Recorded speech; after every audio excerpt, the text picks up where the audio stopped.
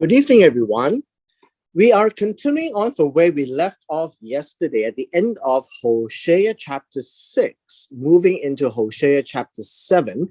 As you know, yesterday was where we saw how God took a case against both the northern kingdom of Israel and the southern kingdom of Judah.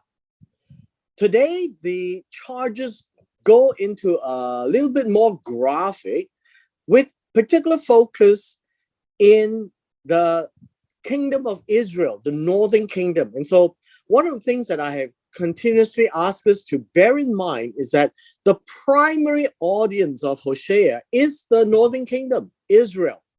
And whenever you read Israel, it does not refer now to the entire nation, but the northern part of it, because there is a clear distinction between Israel and Judah.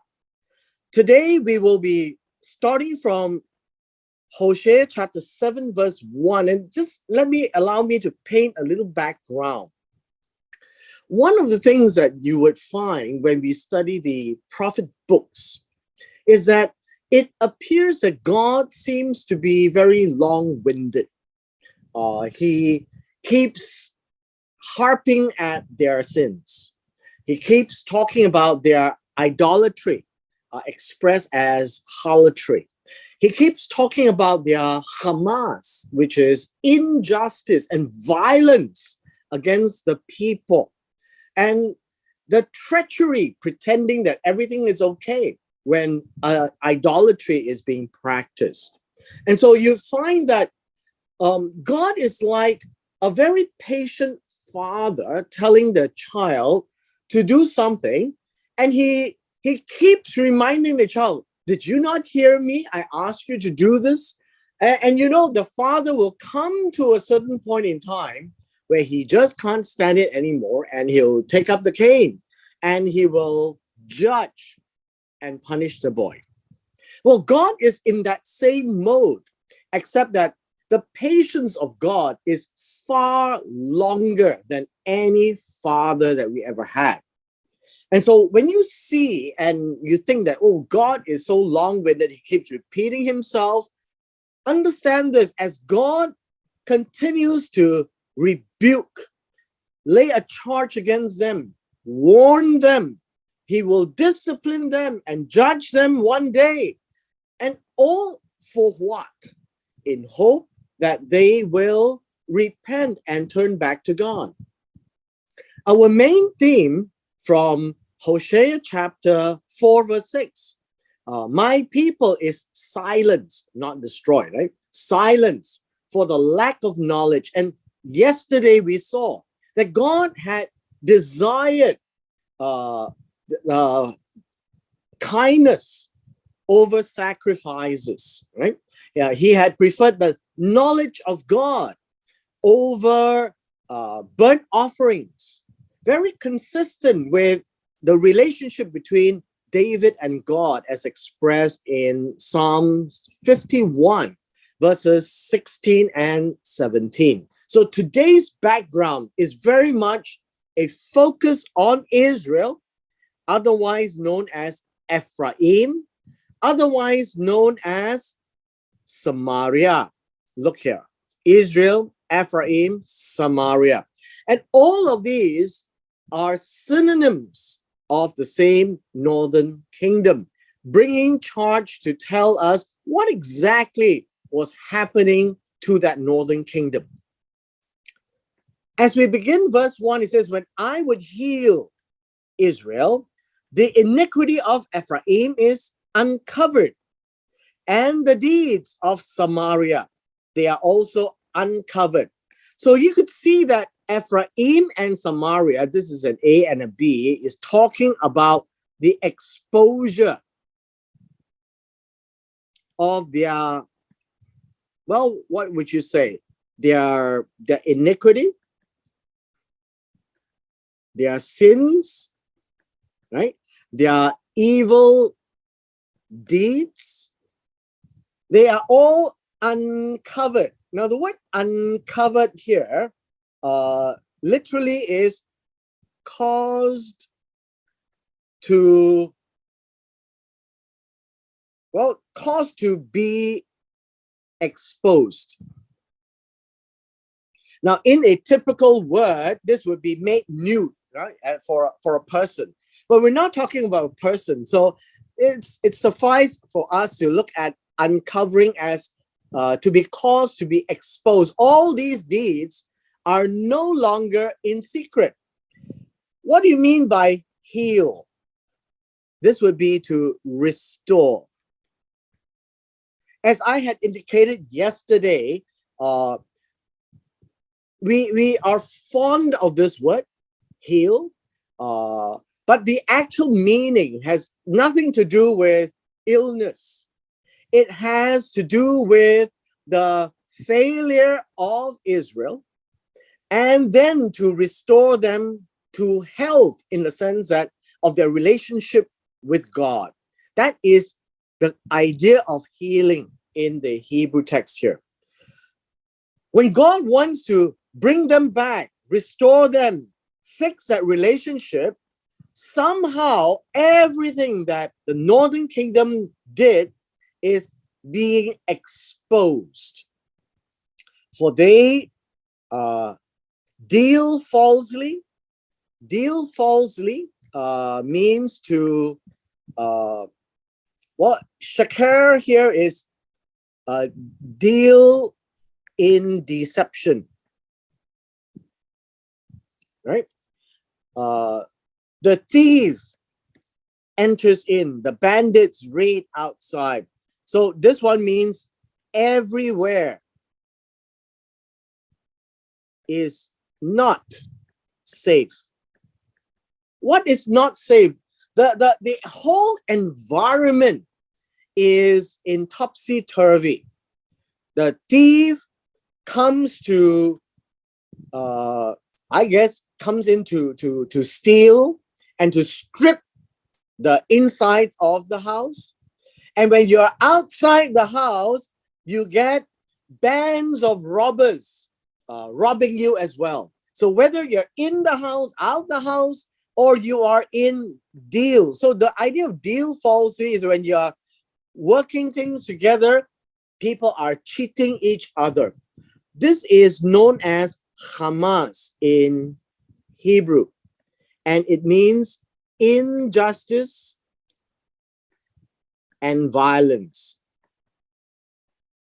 And this is done against, as you know, God is very, very particular about the Israelites to help those who can't help themselves. And you continuously see God encouraging them and exhorting them to take care and defend the widows, the orphans, the poor, the needy, the weak of society.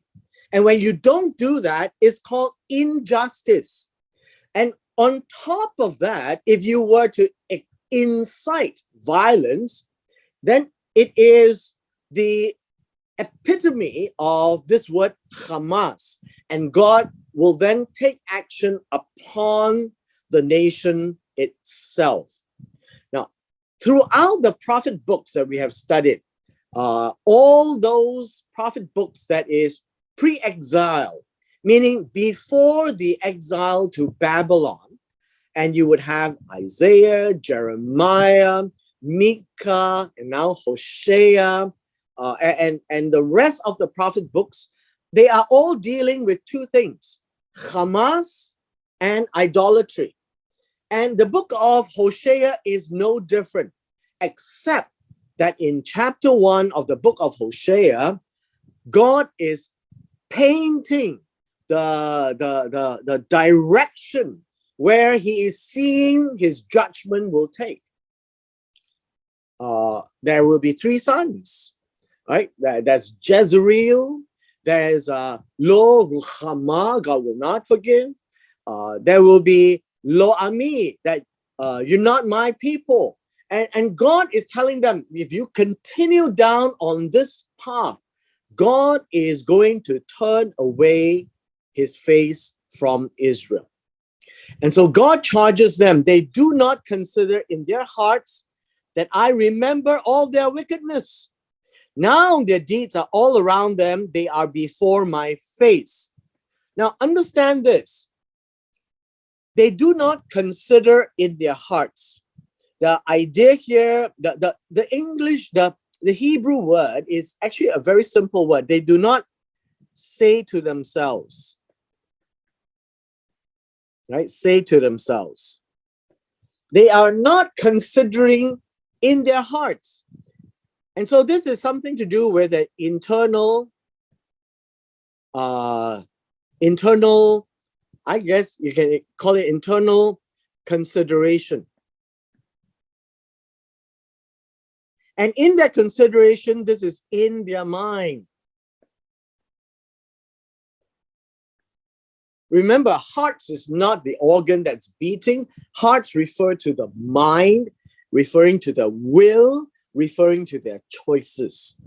That God actually remembers, brings to mind all their wickedness. The idea of wickedness is their evil. This is Ra'ah. Now, remember, evil as well as good is in the eyes, is viewed in the eyes of the beholder. And so in this case, it is God, right? Jehovah, God, who says, I will remember all their wickedness. And this evil, Ra'ah, is evil in the eyes of God. And when it's evil in the eyes of God, God will deal with it. And so understand that these are works that they have done that is not pleasing to God. So now their deeds, and deeds here being their practices, understand that this is not a one-time thing. This is something that they continue to do evil all around them. This is a picture. All around means surrounding them. Which means that if you were in that society or in that community, evil is happening around. And that is that picture called around. When you turn around, you will see this evil that God considers evil everywhere around you. And God says, they are before my face. Now, this is a very literal word. The way it says before, the word before means in front. So in front of my face, that would be a better way to translate. And what does that mean? It means that God is looking clearly at them. And that is what it means by being exposed, right? Being exposed. Verse 3, with their wickedness, remember this word is evil, Ra'ah. They make the king glad and the princess with their lies. The idea of lies here is deception, right? Which means that everyone in authority, being the king and the leaders, those in power, they are happy. And can you imagine in society when, society is like a triangle, those people at the top, the leaders and the king, whatever is happening down here is causing them to be happy. And this is what God calls evil. We have I would say this is a corrupted society. I hope you can see this picture from the Hebrew words that's coming out. That when the leaders themselves are happy with all these evil being done, something is really, really very wrong. Verse 4. They are all adulterers. They all commit adultery. Now understand this. The word adultery has always been used as a metaphor of idolatry.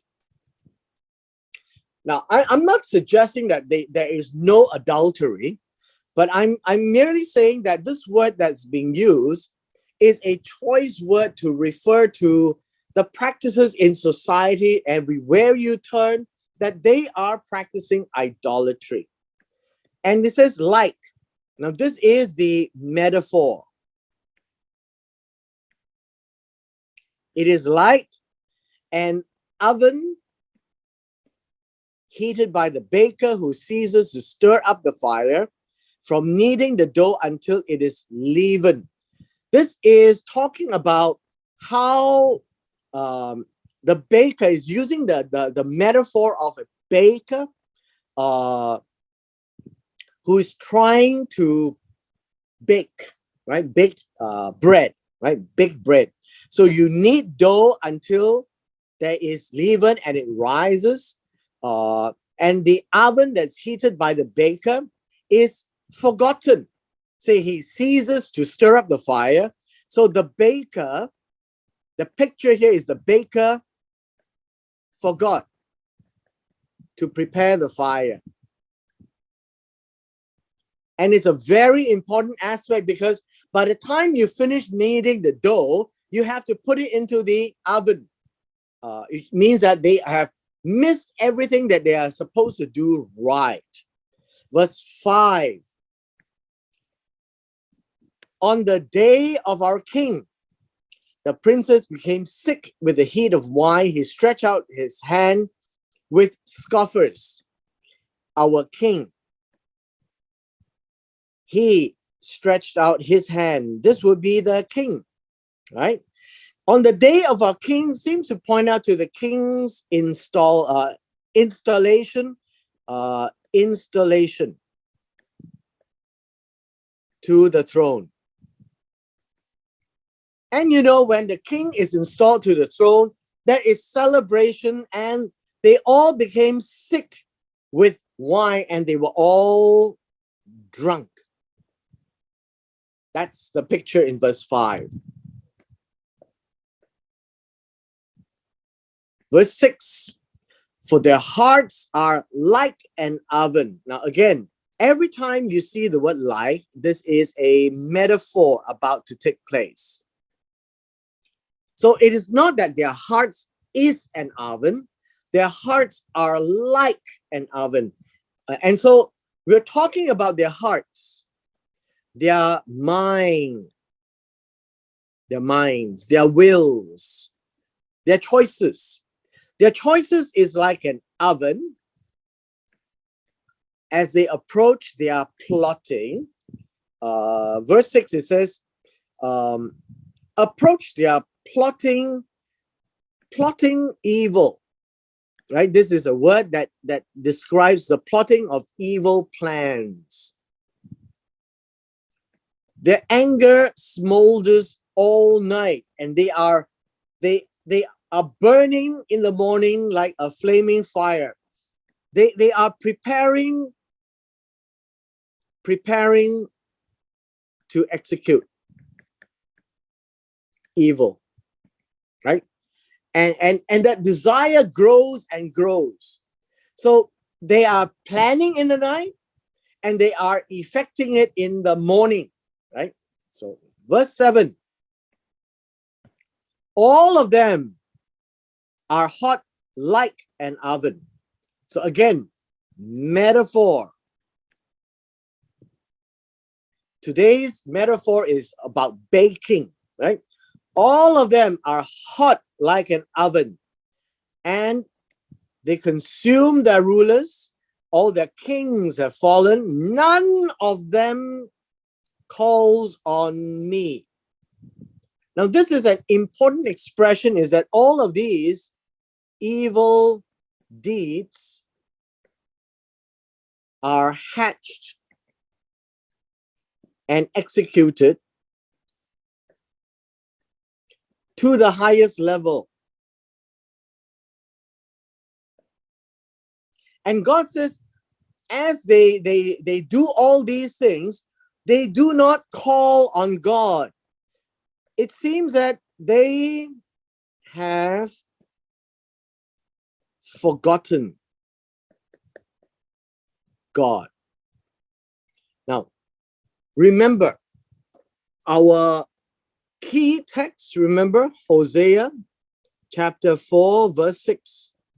My people is silenced for the lack of knowledge of God, the lack of knowledge of God through the Torah, such that as the people went down the generations, evil is done in such a way where they don't even think of God anymore. Their conscience is so numbed that they are not even having any recollection of the judgment of God. The fear of God is no longer in them. Verse 8. Ephraim mixes himself with the nations. Ephraim has become a cake not turned. Now, this is what it says here, mixes. The word mixes is cause. Well, let me just put it out there, right? Mixes himself. Cause himself to mingle, to mix, right? To mix, to confuse himself with the nations. When you say the nations, this is not Israel. So these are the other nations. And what is important for us to realize is that the continuation of the complaint of God is that when their daughters marry the other nations, they have daughters-in-law from the other nations that will lead them into idolatry. This is the other way of saying it. Ephraim has mixed himself with the other nations that are not Israel and is adapting and adopting their idolatrous practices. And he has become a cake not turned. This is this is the word not turned is failed to turn, right? Fail to turn or fail to return. He has become a cake that is not turned over. Now, I guess one of the things that you need to understand is when you've got a cake, right? In this case, when you say cake, I suppose we shouldn't be thinking of the cake house. We should be talking about bread instead. Bread or in a loaf form. And so when you have browned the top, you're supposed to also do something to the bottom, right? It could be loaf, it could be a ply, and then you flip over the other side. It's like having roti canai that only one side is well cooked and the other side is not. And so this is a picture that they have not turned over, and they are a cake that is not complete, and the picture is not returned to God. They have become a nation that is not turning back to God. They are now a half-baked loaf, half with God, half without God. You know, that kind of an idea. And that's the baking metaphor.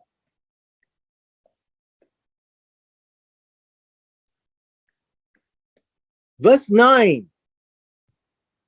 Strangers devour his strength. Now remember, his is Ephraim. Now in the Hebrew, you find that they love to use the singular, the masculine singular, like Ephraim as a tribe name or the son of Jacob. But it actually refers to the entire nation. And so that is the technique that Hebrew employs to describe the entire nation. Sometimes it uses it on Israel as a servant. Now Ephraim in this context as one who is idolatrous. By strangers, these are strange people, and the strange people would be aliens. Non-native, right? I think we could say that non-native. Saps the strength of Ephraim, and yet he does not know it. Gray hairs are also sprinkled on him, yet he does not know it. The key word here is no, right? Keyword here is no. So think of it this way. Ephraim is like our modern day metaphor, frog in boiling water. The foreigners are taking away the core strength of Ephraim. What is the core strength of Ephraim? Strength here is koch. And this is the might of Ephraim in his God. You see, a nation is of nothing unless God is with him. And so the wealth of the nation, the faith of the nation, the foundation of the nation, if it's not on God, then this nation will slowly be sapped. So in Hosea chapter 4 verse 6, my people are silenced, right? Are silenced for the lack of knowledge. And this is the problem. The knowledge of God is slowly dwindling, going away, and that is their strength. And they don't know it, right? They don't know it. Oblivious. Gray hairs, they are turning old, yet he doesn't know it. Oblivious. Still thinking that he is the young, strong man. So God is using metaphors, using very vivid imageries to tell them that is what's happening. Please take note and do something about it. Verse 10, though the pride of Israel testifies against him, yet they have not returned to the Lord their God, nor have they sought him for all this. For all this evil, failure, all the idolatry, all the violence, all the injustice, everything that they are committing, they are against what God stands for. So the pride of Israel testifies against him. The pride of Israel is the majesty, the how would you say, the excellence, right? The excellence of Israel is testifying, is giving an answer, giving evidence, is evidence against him. The excellence of Israel is really God himself, a holy nation. That is what will tell the rest of the nations around them that, whoa, Israel really has a true and living God amongst them. And that is in the book of Deuteronomy. Now, that pride is an evidence to show that right now, the nations themselves are coming in and eating up Ephraim and Israel in this case, and they are no longer the strength they used to be. And they realize that this is not right, and yet they have not repented. I prefer this word, repented, rather than return, right? They have not repented or turned back to God, Jehovah, their God, nor have they sought him. The idea here is is to seek to find him. Because amidst all this, they are lost. And they have to find their way back to God. And so verse 11 is something we need to explain a little bit. So Ephraim has become like a silly dove without sense. They call to Egypt, they go to Assyria. A silly dove, how would you put it? A dove that is naive. Right? A dove that is naive, simple-minded.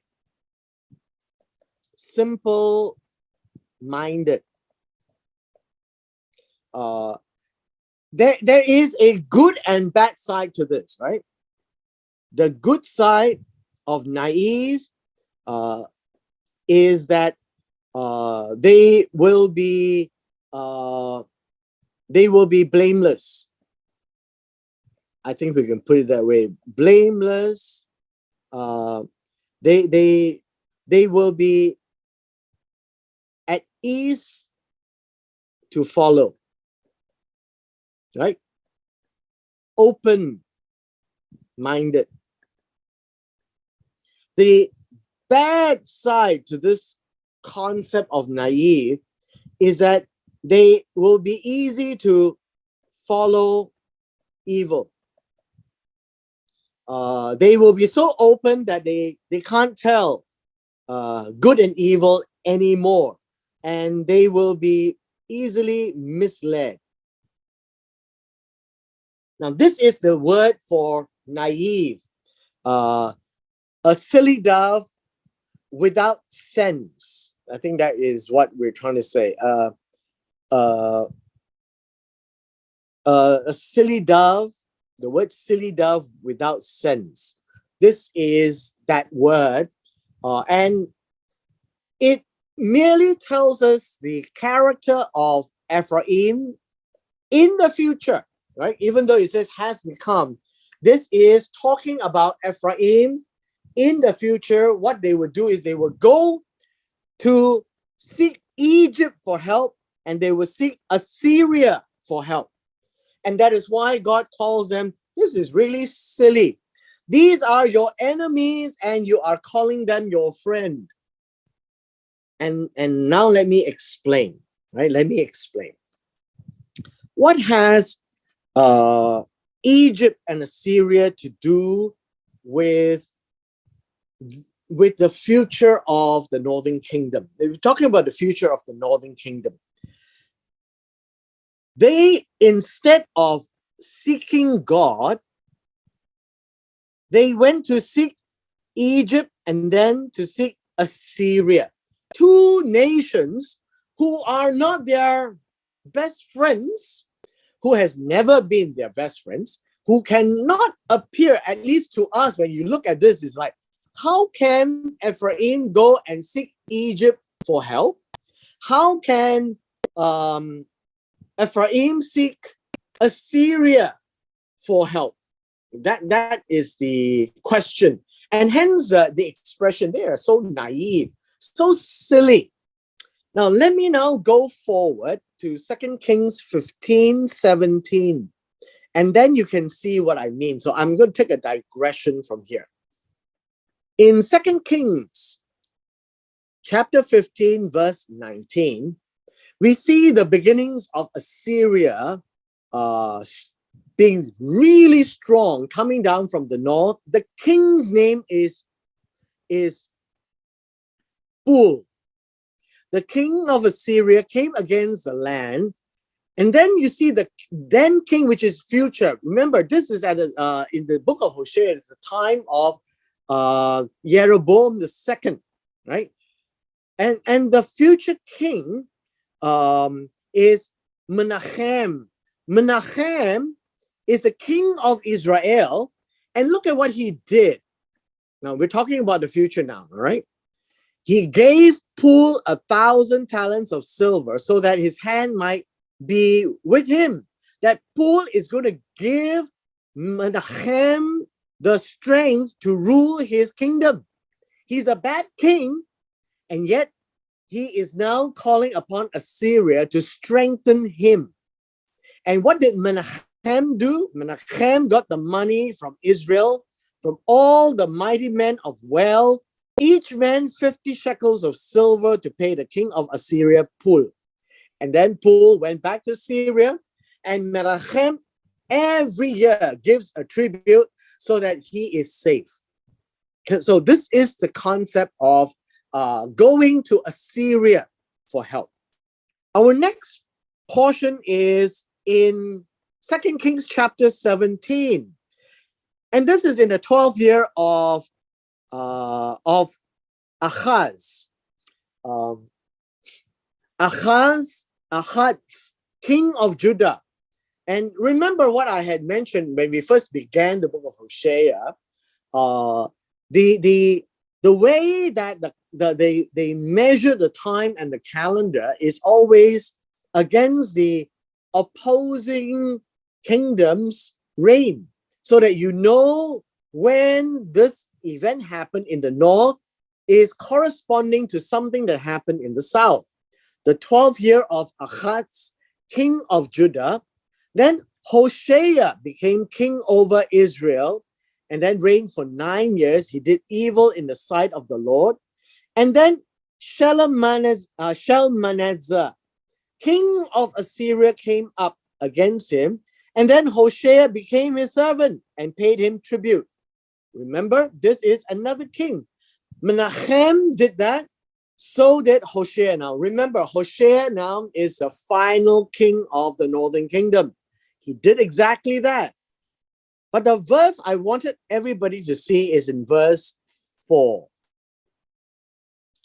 Verse 4 tells us this. Then the king of Assyria found conspiracy in Hosea. Why? Because Hosea had went to seek out So, the king of Egypt, and gave him tribute instead, and nothing to the king of Assyria. And now the king of Syria is mighty angry, and he bound up Hosea in prison. And then the king of Assyria invaded the land, besieged it for 3 years. And in the 9th year of Hosea, the king of Assyria took Samaria. And that would be the end of the northern kingdom. And so the prophetic words about Egypt and Assyria is that the kings of Israel sought the help of their enemies. And obviously you can see now no help can be found. We continue with verse 12. So like a silly dove, he pops over to tell Assyria, be my friend. And then Hosea pops over to Egypt and asks the king of Egypt to be my friend. And that's what it means. They go and call on them. And when they go, I will spread my net over them. Meaning, I'm going to make it so difficult. I'm going to bring you down. See, I will bring them down like the birds of the sky. I will chastise them in accordance with the proclamation to their assembly. Woe to them. Now let's go down to verse 13. Woe to them, for they have strayed from me. Verse 13, stray means what? The word stray essentially is retreated.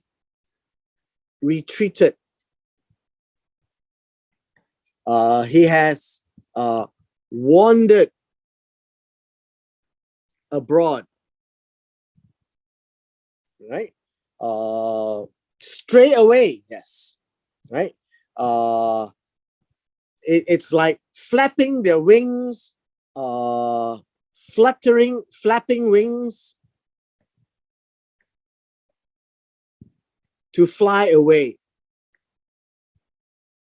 And that's basically it. They're going to Assyria and Egypt, and they're not going to God. And that's why God is saying, you have not sought me. And then God says, destruction is theirs, for they have rebelled against me. I would redeem them, but they speak lies against me. And so you would find that God is, when he said lies, is untruth. God is really angry because they have misrepresented God. Speaking lies and rebellion is equated to each other. The idea of rebellion is revolt, right? Revolt. Revolt against me, to break away from the authority of God.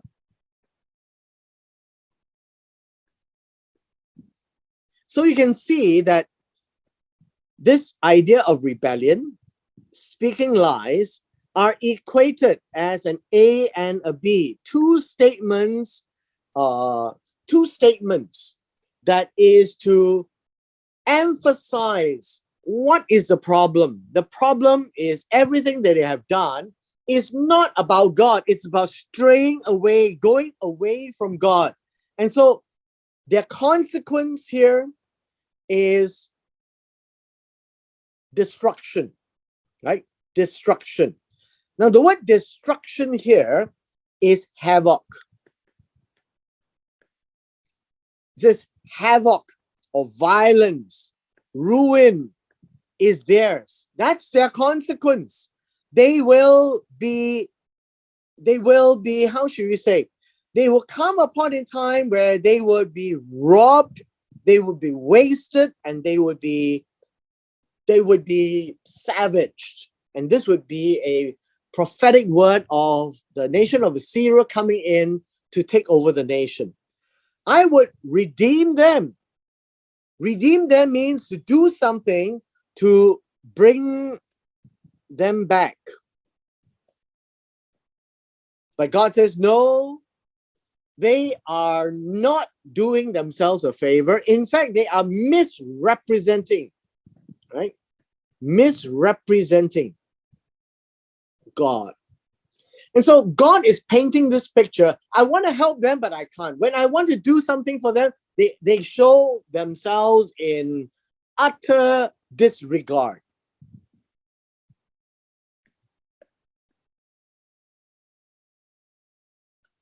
Verse 14.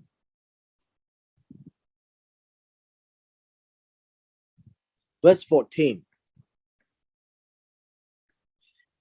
And they do not cry to me from their heart when they wail on their beds. For the sake of grain and new wine, they assemble themselves. They turn away from me. What exactly are they trying to do is this? They do not cry. They do not cry to me from their hearts. The idea here is cry for help. They're not crying to God for help from their hearts. The idea here is in their hearts, when they wail on their beds, when things are really bad and they are making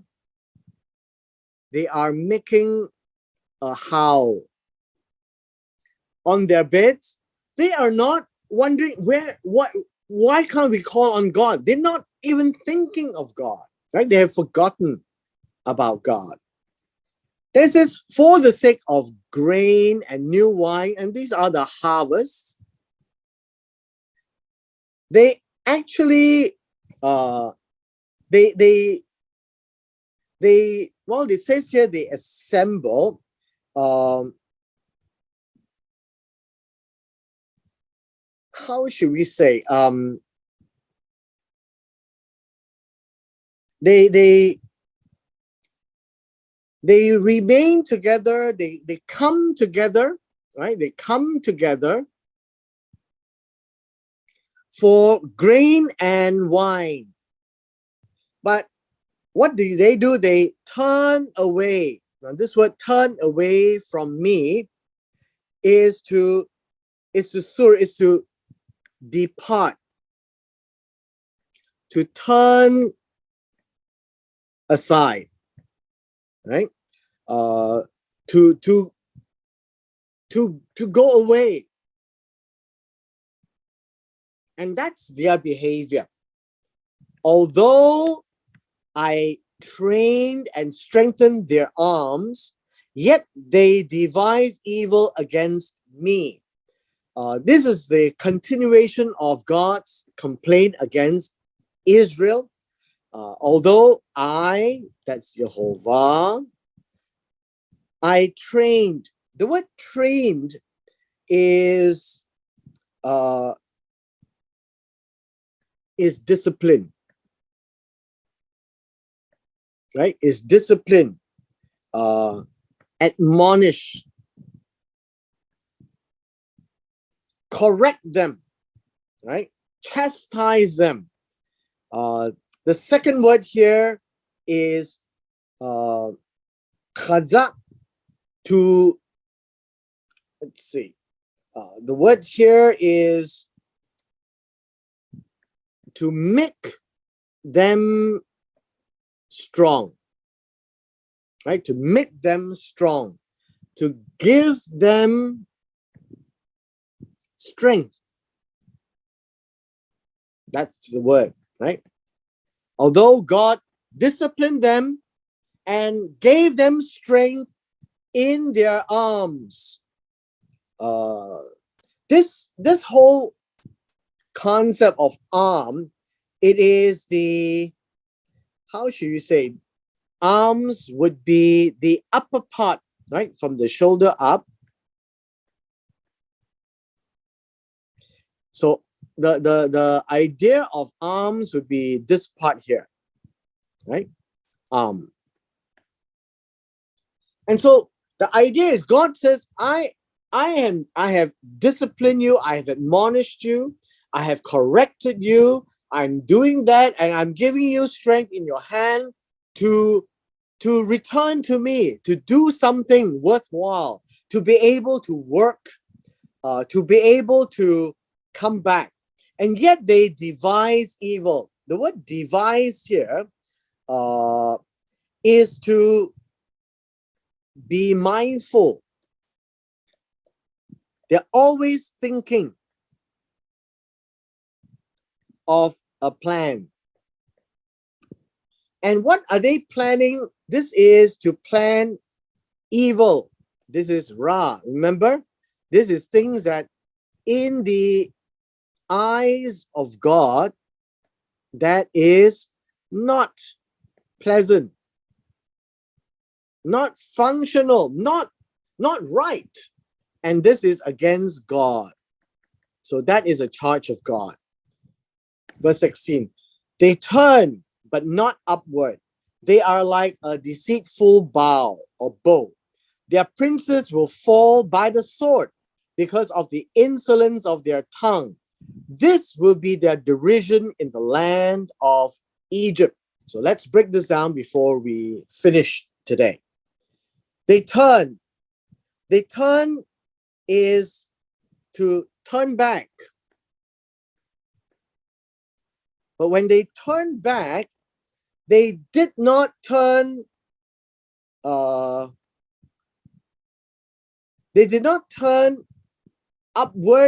or they did not turn how should you say? They did not turn towards God. I think this would be an easier way to understand, towards God.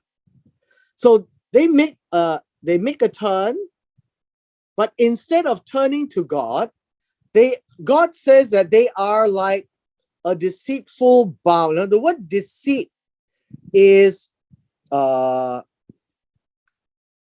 you can say that this is like a false bow. You think that it's shooting straight, but it's going elsewhere, right? So I think this is better to explain this way. You've got a bow, and then you've got an arrow, and by right you are supposed to go straight. So when you are turning, you are supposed to go back to God, but it goes somewhere else. It flies off like a proper bow, but it is not going to the direction that you thought it was going. So that's the picture of a deceitful bow. And because of that, the princes will fall by the sword. They will die by the sword, by armies that will come in to kill them.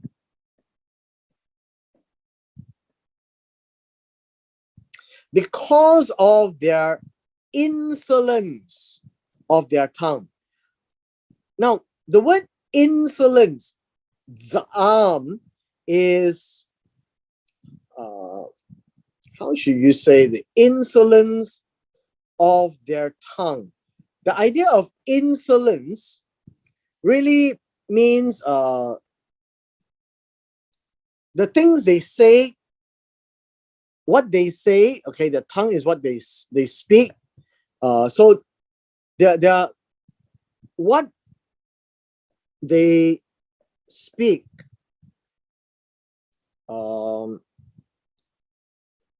creates anger, right? Creates anger. And this will be their derision.